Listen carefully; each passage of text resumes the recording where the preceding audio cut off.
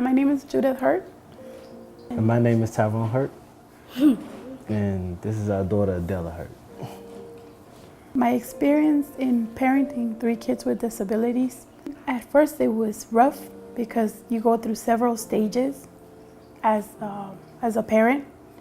And after they started getting the services that they needed and the help that they needed, a lot of things changed.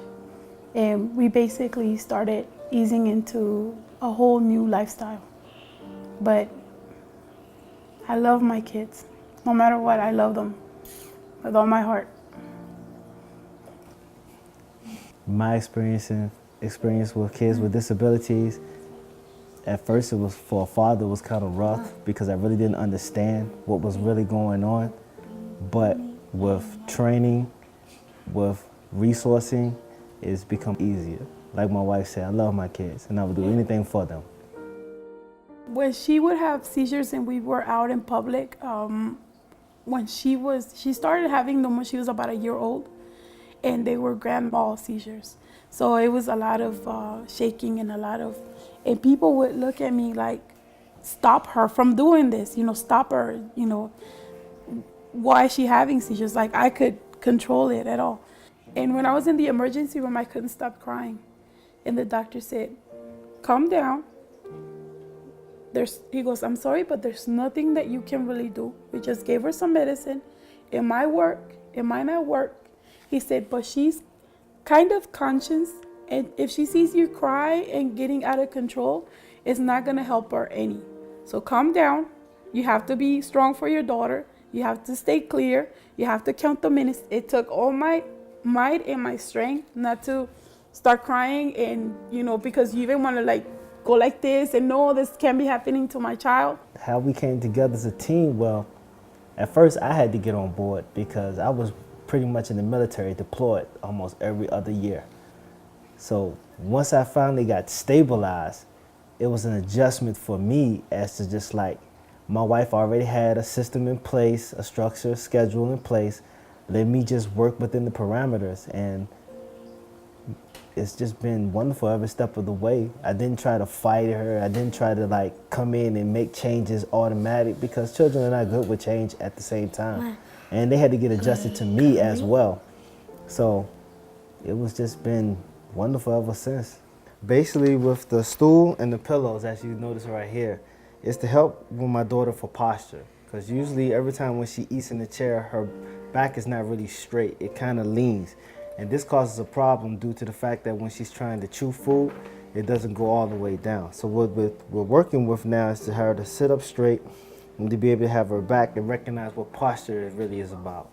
And this helps her in this position to eat better, stand up better, be able to walk better. It was an adjustment because he was on and off deployed. So he would hear about therapies, he would hear about medicines, he would hear about changes in them.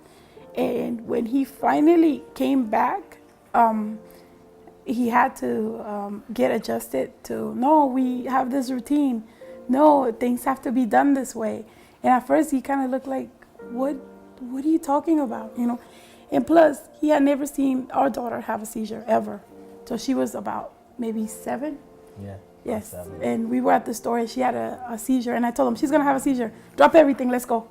And so he started easing into it. And yes, thankfully, he wasn't like, no, you shouldn't do it like that. Or no, why are you doing it this way? I think he had enough trust that I was trying to do my best. My daughter is using a fork right now that her OT therapist gave her. Let me see, Mama. This fork weighs about 1/4 of a pound. And right here, the handle is very heavy because she doesn't have a lot of coordination with her hands. And also, when she eats, as you can see, they move from side to side. Now, what he told us to do was help her from here or here, just so she can have enough balance to put it in her mouth. You see that? She's wearing her weights. Her weights are 1 pound each, right here. She wears them when she eats. She wears them when she has OT or physical therapy. This helps her with her shaking. Again, because she has spina bifida, her balance is way off. Her coordination is not really good. My daughter, she also has coloboma in her eye. It helps her coordinate her movements better.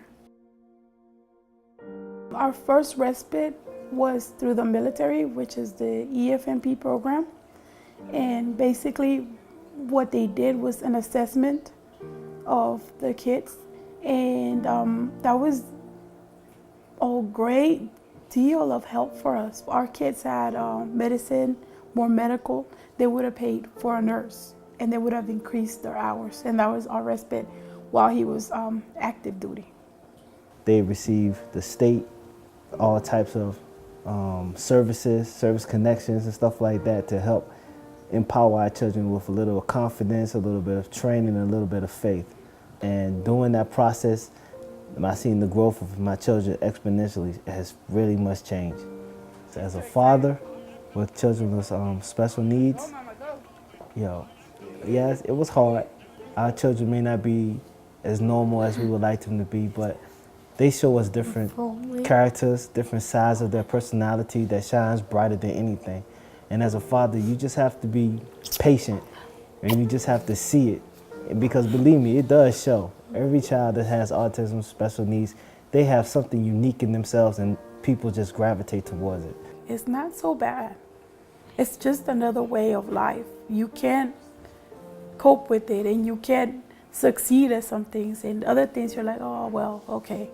But it's not the end of the world. It's not, my kids are never gonna be anything, because I have seen them succeed at a lot of things.